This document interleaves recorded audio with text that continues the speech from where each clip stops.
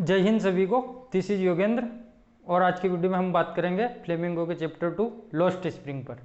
यदि आप में से आज कोई चैनल पर नया है और अभी तक चैनल को सब्सक्राइब नहीं किया तो सबसे पहला काम करें, चैनल को सब्सक्राइब करें और बेल आइकन को भी जरूर प्रेस करें ताकि हर नए वीडियो का नोटिफिकेशन आपको मिल सके। चलिए सबसे पहले ऑथर के बारे में बात कर लेते हैं, लेखक के बारे में। लॉस्ट स्प्रिंग चैप्टर 2 लेखक है हमारा अनीश जंग। अब नाम को देख करके लगता है बच्चों को कि ये मस्कुलिन जेंडर है, पर ये फेमिनाइन जेंडर है, यानी कि स्त्रीलिंग है। लेखक नहीं है, लेखिका है। Date of birth 1964। जन्म कहाँ पर हुआ? जन्म हुआ राउरकेला। जन्म राउरकेला में हुआ, परंतु इनका बचपन और इनके जो किशोर अवस्था है वो हैदराबाद में बीती। Spent her childhood and adolescence in Hyderabad. इसके पश्चात इनकी एजुकेशन कहाँ हुई? तो इनकी प्रारंभिक एजुकेशन हुई हैदराबाद में और उसके पश्चात यूनाइटेड स्टेट ऑफ अमेरिका में। एजुकेशन के पश्चात इनने अपना जो काम शुरू किया वो एडिटर के रूप में शुरू किया, कॉलमनिस्ट के रूप में शुरू किया। न्यूज़पेपर में एडिटर थे, कॉलमनिस्ट थे। और उसके पश्चात ये बुक भी लिखते थे, किताब भी लिखते थे। तो इनके द्वारा लिखी हुई एक पुस्तक है लॉस्ट स्प्रिंग। उस लॉस्ट स्प्रिंग का एक भाग है जो हम पढ़ने वाले हैं, स्टोरी ऑफ स्टोलन चाइल्डहुड। अब पहला क्वेश्चन यहाँ बन सकता है, in which book stories of stolen childhood has been taken? Answer हो जाएगा लॉस्ट स्प्रिंग। कई सारे प्रश्न यहाँ पर बन सकते हैं। When was Anish Jung born? 1964। स्थान हो सकता है where was Anish Jung born? Rourkela. Where is Anish Jung spent her childhood and adolescence? Hyderabad. तो इस प्रकार कई सारे प्रश्न यहाँ से बन सकते हैं। अब बात कर लेते हैं पाठ की समरी के बारे में। सबसे पहले पाठ की थीम हमें ध्यान होना चाहिए। इसकी मेन थीम है एक तो पॉवर्टी और चाइल्ड लेबर, और दूसरी जो मेन बात है इसमें समाज व राजनीतिज्ञों के द्वारा गरीब लोगों की और पीड़ित लोगों की उपेक्षा करते रहना, उनका शोषण करना और उनके प्रति कठोरतापूर्ण व्यवहार करना। इस दो थीम पर मुख्य रूप से, इन दो थीम पर आधारित अपना पूरा पाठ है। और मुख्य रूप से इसमें दो ही कैरेक्टर है। पहला कैरेक्टर है इसका साहेब आलम। साहेब आलम जिसका आशय होता है गॉड ऑफ यूनिवर्स, यानी इस ब्रह्मांड का देवता या ईश्वर। परंतु ये लेखिका यहाँ कहती है कि यदि साहेब आलम अपने स्वयं के नाम का अर्थ यदि जान जाए तो उसको भी उस पर विश्वास नहीं होगा, क्योंकि उसकी परिस्थितियाँ ही ऐसी थी।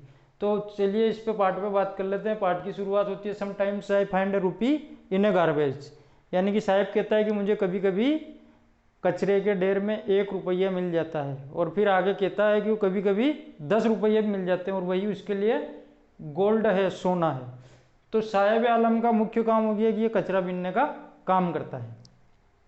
अब बात कर लेते हैं ये कहाँ से आया है। तो केम फ्रॉम बांग्लादेश। साहेब जो है वो बांग्लादेश से आया है। लगातार तूफानों के कारण इसका घर और इसके खेत नष्ट हो गए, तो अपने सपरिवार यहाँ पर लगभग 30 वर्ष पहले आया है। यानी कि इसके माता पिता हैं, ये पैदा यहीं हुआ है। सीमापुरी नियर दिल्ली। अब ये दिल्ली के पास सीमापुरी में रहता है और लगभग उस सीमापुरी में 10,000 परिवार रहते हैं जो कचरा उठाने का काम करते हैं। विदाउट आइडेंटिटी, उनकी कोई पहचान नहीं है। एंड परमिट्स, और उनके पास कोई अनुमति नहीं है, यानी कि ये बिना अनुमति के, बिना आइडेंटिटी के यहाँ पर रह रहे हैं। और इनके राशन कार्ड जारी हो चुके हैं और इनको वोटर आईडी दी जा चुकी है ताकि इनको भोजन मिल सके, अनाज देने के लिए। अब इसमें आगे बात कर लेते हैं। लेखिका जो है साहेब आलम से कहती है कि तुम कचरा क्यों बीनते हो, विद्यालय क्यों नहीं जाते? तो साहेब आलम, साहेब उससे कहता है कि मेरे घर के पास कोई विद्यालय नहीं है। तो लेखिका उससे कहती है कि यदि मैं कोई विद्यालय प्रारंभ करूं तो क्या तुम मेरे विद्यालय में आओगे? तो वो हाँ भरता कि हाँ बिल्कुल आऊँगा। और कुछ दिन बाद जब वो लेखिका को मिलता है, अनीश जंग को मिलता है लड़का, तो उससे पूछता है क्या तुमने विद्यालय तुम्हारा चालू हो गया है, खुल गया है?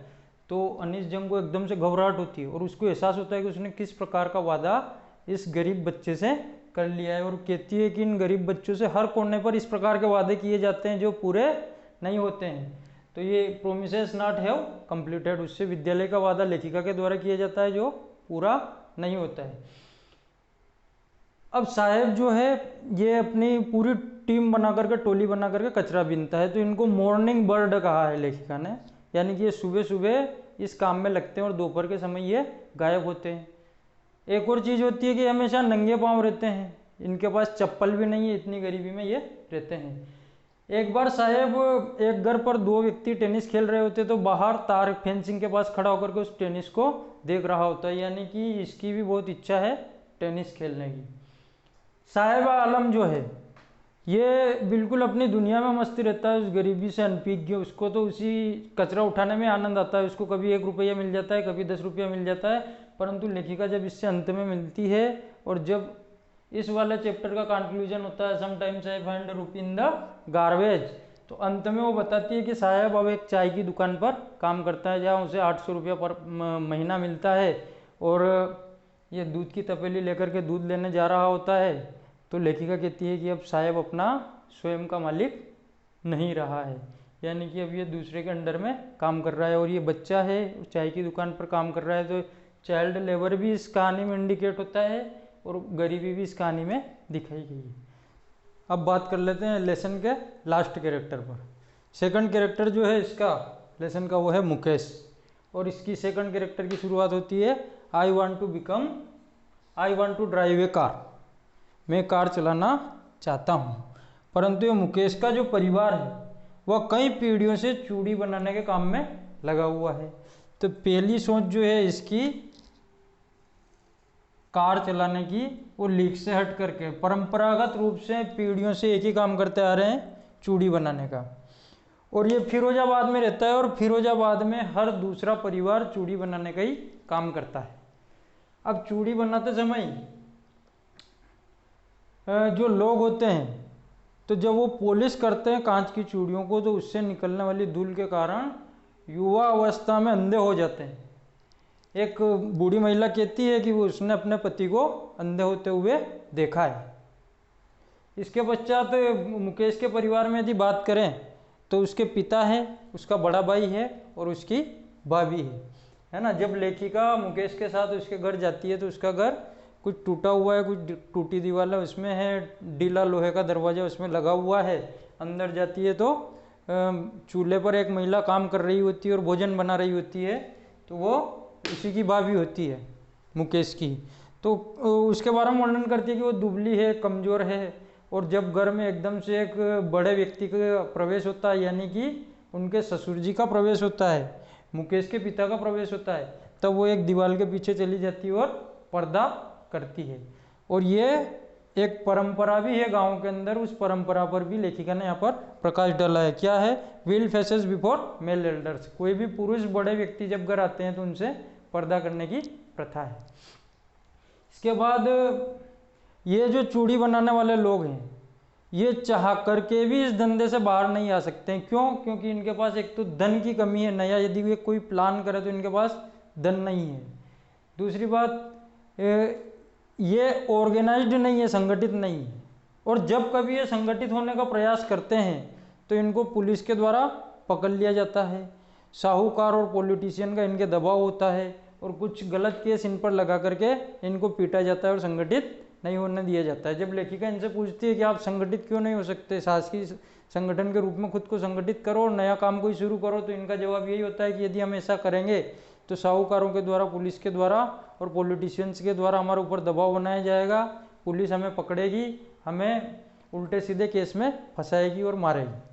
ठीक, इसके पश्चात हम देखते हैं सेकंड वाले पार्ट में स्पष्ट रूप से दो संसार हम देखते हैं, टू डिस्टिंक्ट वर्ल्ड।